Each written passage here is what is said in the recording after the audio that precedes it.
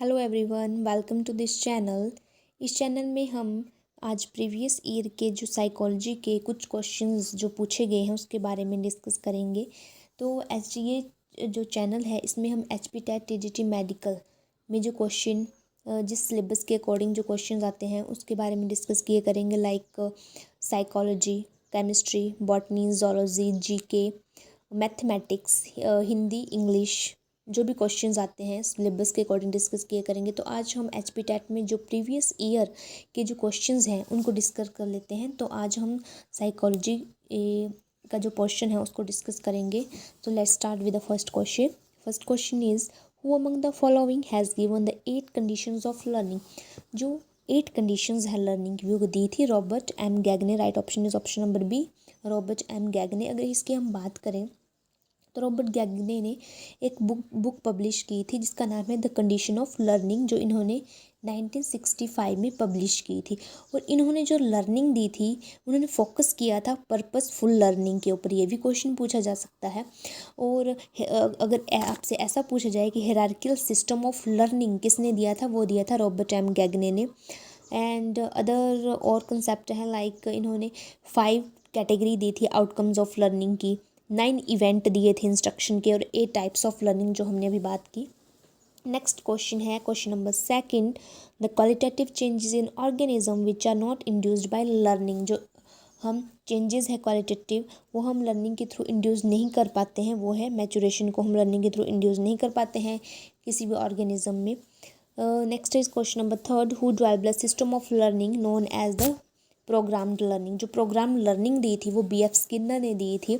अगर हम BF Skinner की बात करें तो इन्होंने ऑपरेंट कंडीशनिंग भी दी थी, और इन्होंने जो लर्निंग दी थी उसके 2-3 नाम हैं, like his theory is also known as the instrumental conditioning theory, R type of learning, and reinforcement theory. His theory is also known as a reinforcement theory because reinforcement is the central concept of this theory. इन्होंने reinforcement को central concept लिया था। और इन्होंने जो learning दी थी इन्होंने डॉग को सब्जेक्ट लिया था जो कि एक्टिवली परफॉर्म कर रहा था। आगे है question number fourth, out of the following which one is the reflection of meaningful learning. See, meaningful learning is like effective learning. हमारी लर्निंग कब इफेक्टिव होगी, जब हम उस लर्निंग को ट्रांसफ़र करेंगे अनदर सिचुएशन में, so that we can adjust our self in that situation. Question number D is the correct. The capability of the transferring or using learning in different situation. Question number 5. The DAROSA ink blot test is used to assess. ये personality को assess करने के लिए use किया जाता है। तो right option is option number third, the personality trait of an individual. Next है हमारे पास question number 6, the evaluation of personality is best made through the use of. जो इवेलुएशन है वो बेस्ट हम उसके लिए हम प्रोजेक्टिव टाइप जो टेस्ट होता है उसका यूज़ करते हैं। Right option is option number B, projective test is used for the evaluation of personality and it is the best method. आगे question number 7, who is the father of experimental psychology. जो experimental psychology के father हैं वो है William Wundt.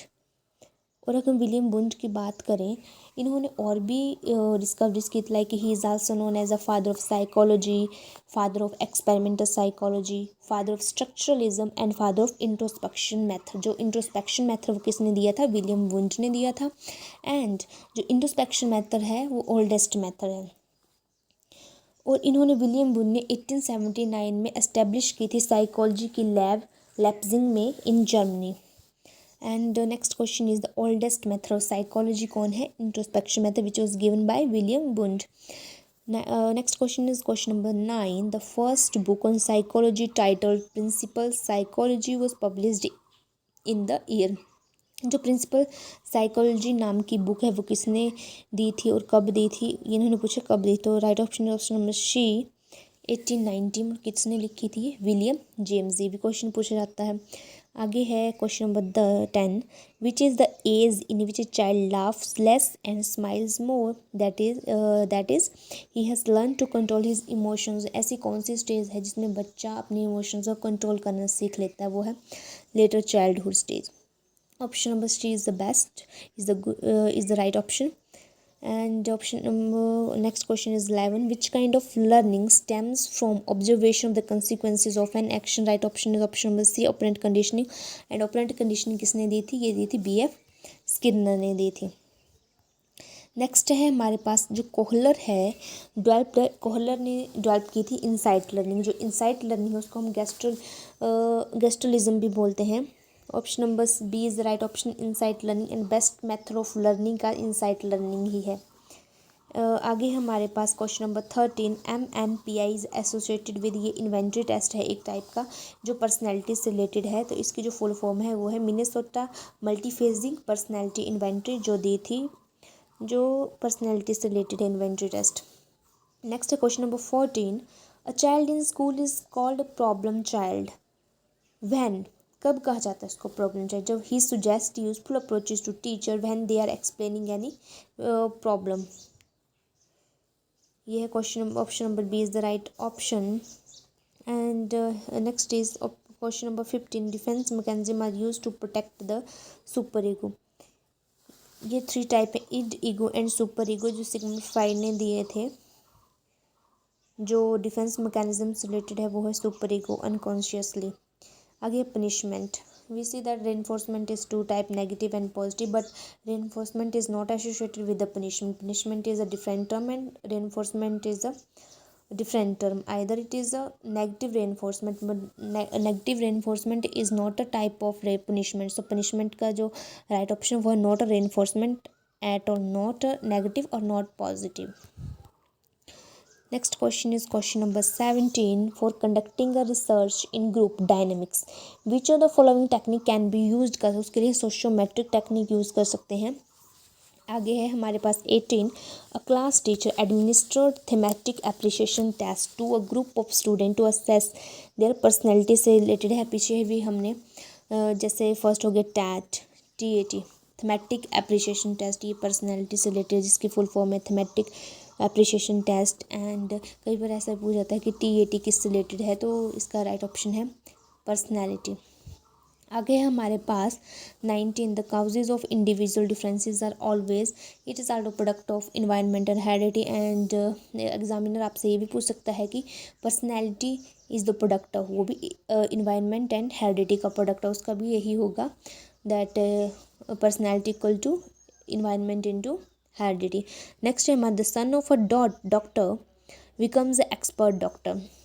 तो इसकी ये जो एग्जांपल है सोशल हेरिडिटी का, आपसे ये पूछा सकता है कि son of a teacher becomes an expert teacher, which is also example social heredity.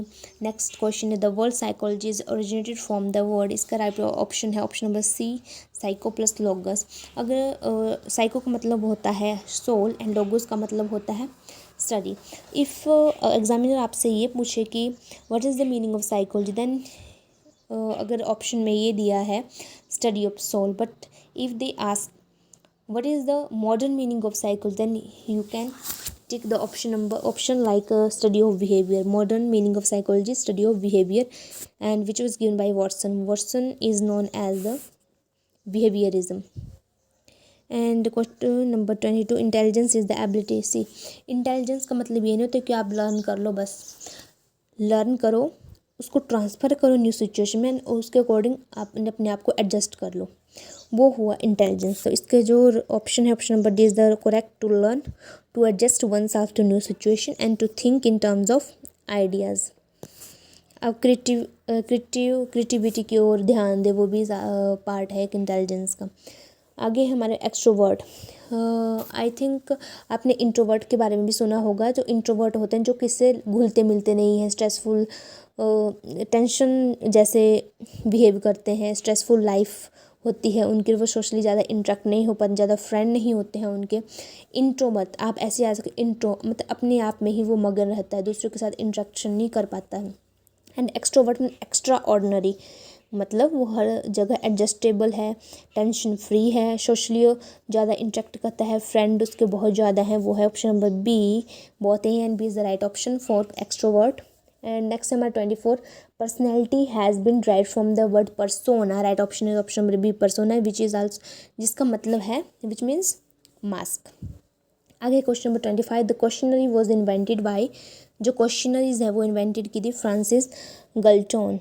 Right option is option B. 26 is which of the following personality disorder is a schizophrenia. 27 is according to John B. Watson psychology study of behavior, he is also known as a behaviorist. ये भी पूछा जाता है, option दे सकते हैं आपको कि which is behaviorist, then the right option is John B. Watson.